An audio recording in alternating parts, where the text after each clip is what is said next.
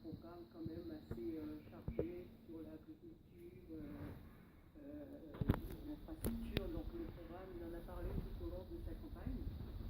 Donc lorsqu'il a été élu, ça m'a pas... Quand vous dites que c'était annoncé, c'est parce que vous avez revendiqué cette victoire avant même le dépouillement dans les 48 heures quasiment qui ont suivi le scrutin. Non, absolument pas. Donc la population était avec Jovenel Moïse. Donc tout le monde s'attendait à ce qui se passe quelque chose de cette ampleur. Donc pour Oui, nous... mais des revendications dans votre camp et celui de Mme Narcisse, qui d'ailleurs ont provoqué un certain trouble dans les heures qui ont suivi à Port-au-Prince. Non, même Madame Narcisse, c'était bien avant ça, parce que le chef de son parti avait même crié au scandale, donc dès le départ, il avait quand même lancé des propos assez violents. Donc non, nous n'avons pas réclamé dès le début, non, on n'a rien fait dès le début. Vous avez senti l'ampleur de Oui, cette oui, parce que la population haïtienne est réclamée Jovenel Moïse, en ce sens. Donc tout le monde savait que la campagne était basée sur l'agriculture, tout ce qui nous manquait en Haïti. Donc c'était pas étonnant que Jovenel Moïse remporte une élection présidentielle. Jacques Lévy, c'était un plébiscite attendu en faveur de Jovenel Moïse. Non, ce qui est à remarquer, c'est que c'est le taux de participation qui reste très faible, c'est même Moins de inquiétant, 22%. moins de 22%. Et ce qui est observé en Haïti, c'est que plus on organise des élections, plus le taux de participation diminue. Et c'est un phénomène qu'on observe depuis 1998. Le taux de participation était de 60%, et depuis, le taux de participation reste autour de 28%, par exemple 2006, 2010, 22,7%, 2015, 18%. Donc c'est que ce vote, il faut le rappeler, Jovenel Moïse ne totalise que 500 000 voix sur une population de 12 millions d'habitants, 11 à 12 millions. Donc ce qui est très dangereux et néfaste pour la démocratie dans les prochains jours. Mais ça traduit un malaise et même une colère froide, j'ai envie de dire. C'est-à-dire que ni l'offre politique qui a été présentée par les candidats classiques, les organisations partisanes, ni l'offre proposée par Jovenel Moïse ne fait l'objet d'un assentiment, puisque 80% de la population reste chez elle. Alors, c'est que ce taux d'abstention assez faible, assez élevé, ou ce taux de participation assez faible s'explique par un certain nombre de choses. On peut rappeler le premier élément, c'est que les populations ne voient pas la traduction dans leur vie quotidienne les bienfaits de la démocratie. On pensait que la démocratie, à partir de 1986, allait se traduire par l'accès à l'éducation, l'accès à la santé. Or, il n'en est rien. Deuxième élément, c'est l'impunité, la corruption de cette classe politique, parce qu'on voit bien certains élus détournent des fonds, ou bien, si vous voulez, s'approprient de la démocratie électorale comme étant une ressource permettant à ces élus de vivre d'expédients, de trafic, alors que la population reste dans la misère. Troisième élément, c'est aussi, il faut le rappeler, l'organisation du vote, l'organisation géographique du vote. Depuis quelques années, on organise le vote en mettant en place des centres de vote. Des centres de vote, c'est-à-dire le rassemblement d'un ensemble de bureaux de vote. Or, ces centres de vote sont éloignés le plus souvent de la population, et pour accéder à ces centres de vote, les populations doivent avoir des moyens de transport, doivent avoir aussi des moyens aussi pour s'alimenter, ce qui est un problème pour les candidats infortunés, parce que les candidats doivent prendre en charge les électeurs. Et deuxième élément, les électeurs qui sont impotents, les électeurs fragiles, ils ne peuvent pas participer à cette élection. Et puis les centres de vote constituent aussi un autre phénomène,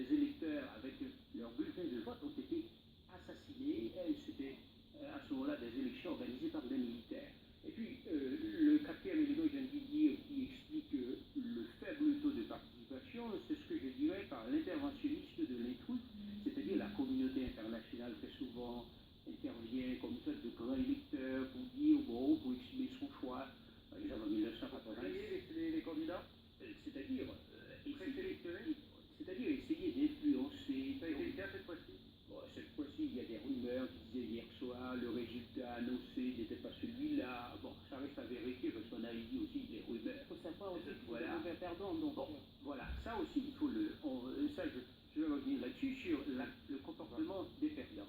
Mais l'abstention reste un problème majeur auquel il faut apporter des solutions très très urgentes si on veut que la démocratie soit vraiment traduite dans la réalité pour la majorité des Haïtiens. Magali Trotnas, cette abstention élevée, c'est une pierre dans le jardin du candidat élu qui tentait que les résultats soient confirmés, Jovenel Moïse. de Jovenel Moïse, mais bon, c'est quand même le chèque. Ça réduit, donc, voilà, ça réduit, ça donne plus envie à la communauté d'aller voter, haïtienne d'aller voter.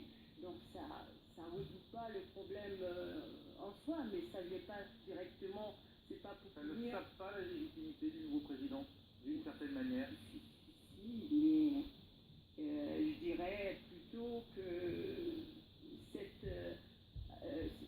ce taux d'abstention, donc il fallait s'attendre, parce que les gens qui sont passés au pouvoir dans les années passées, ils n'ont rien fait pour améliorer la situation des Haïtiens, des Haïtiennes.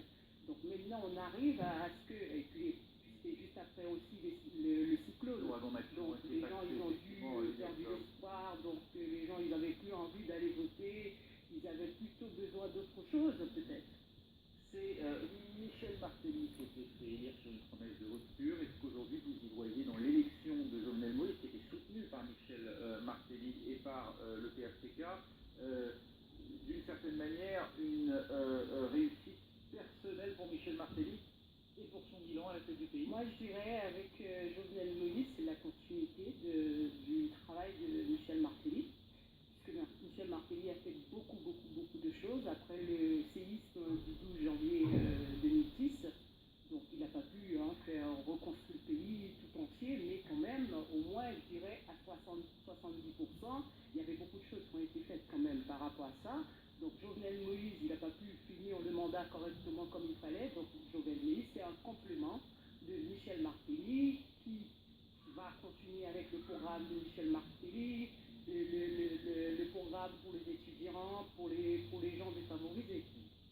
Oui, c'est la victoire de Michel Martelly. Oui, c'est une victoire, et même aussi c'est une gifle pour toute la classe politique traditionnelle, parce que c'est un musicien. C'est pour la Valace, qui tombe très très bas. Ah oui, la Valace très très bas, parce que la Valace a créé des frustrations, deux mandats amputés de Jean-Bertrand Aristide, deux mandats complets de René Préval, et on ne voit pas se traduire dans le vécu des masses notamment, qui constituent la clientèle, l'électorat majeur de la Valace. À mon avis, il y a une frustration, et que finalement les gens n'ont pas tenu compte, si vous voulez, des relations de Martelly avec Jovenel Moïse. Sans doute, ils ont, à mon avis, un comportement prospectif en disant que, bon, étant donné que Jovenel Moïse leur promet de l'autosuffisance alimentaire, étant donné que Jovenel Moïse a un programme plus ou moins pour la création d'emplois, la relance des infrastructures, ils ont dit sans doute qu'ils vont investir. Mais il faut un entrepreneur dans le domaine agricole, il faut dire. Bon, oui, entrepreneur, mais bon,